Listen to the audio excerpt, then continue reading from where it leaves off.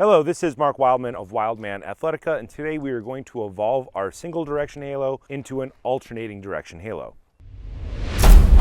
This video is part of a greater series of numbered instructional videos where we are trying to provide kettlebell instruction as you would receive it in a personal training environment. The goal of this is to help people feel comfortable going out into the world to get more advanced kettlebell training because they have a solid foundation of the basics, and if you learn it from somebody else after you've already heard this, then you are more likely to retain the information and therefore more likely to get what you want out of training and to achieve your goals. Today's exercise is an alternating direction halo. A halo is very similar to a club, two-handed shield cast, an alternating shield cast, a mace gamma cast, or a mace 3-60 and 10-2. All of these exercises are fundamentally the same. The only thing that differs is the length of the lever and the amount of weight of the lever. With a kettlebell, you can use more weight because the lever is shorter. Clubs are intermediate weights with intermediate levers, and maces are lighter weights with longer levers. But the coaching cues are essentially the same. The kettlebell alternating halo is the second easiest to learn because the short lever puts less torque on the shoulders, so it is more forgiving in the beginning. We have two pickup techniques that we have used so far: the feet together directly behind the bell and the feet on the outsides of the bell. Let's use feet outside of the bell with the kettlebell directly in line with the insteps of our feet today. Thumbs point towards the sky, track down, thumbs point forward. Slide your arms down the insides of your thighs, grasp the kettlebell, pick it up, heavy part on top. Arms, 90-degree angles, not too high, not too low. Crown to coccyx alignment, that means tailbone to the top of your head, should be generally straight line. Go around the head. Right hand goes to left ear. This is where we change from the other halo technique. Left hand, right ear. Right hand goes to left. Left hand goes to right ear. Right hand goes to left ear. Left hand goes to right ear.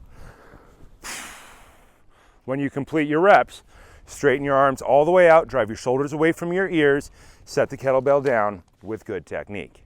The only thing that differs from this about the one direction halo is that we are going back and forth between opposite ears on each rep.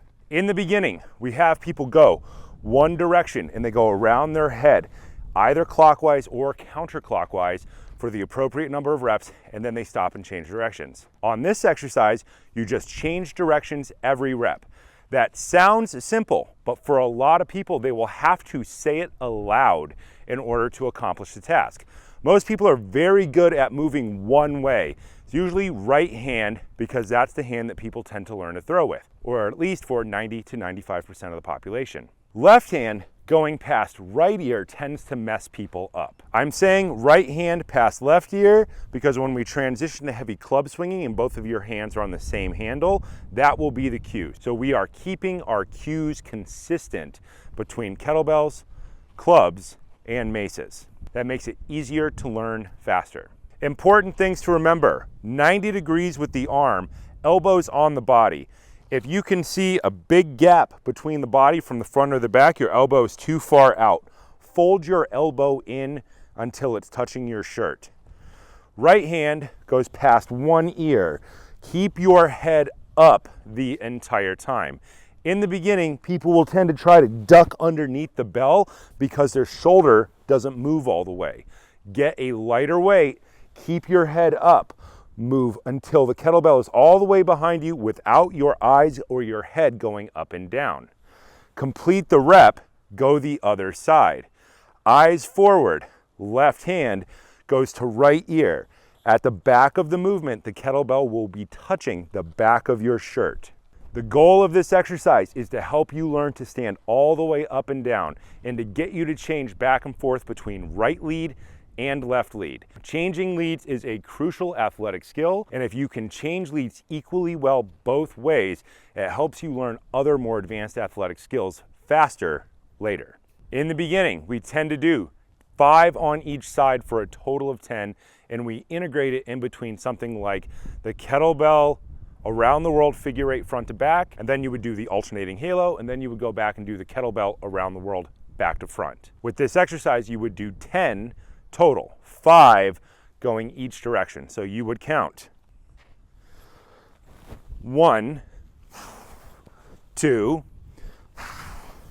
3, 4, 5, etc. until you get to 10 reps.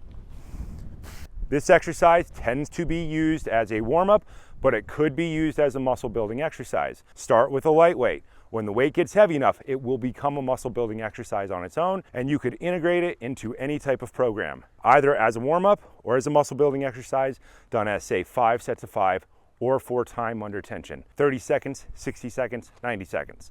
At 90 seconds, it does become a muscle building activity.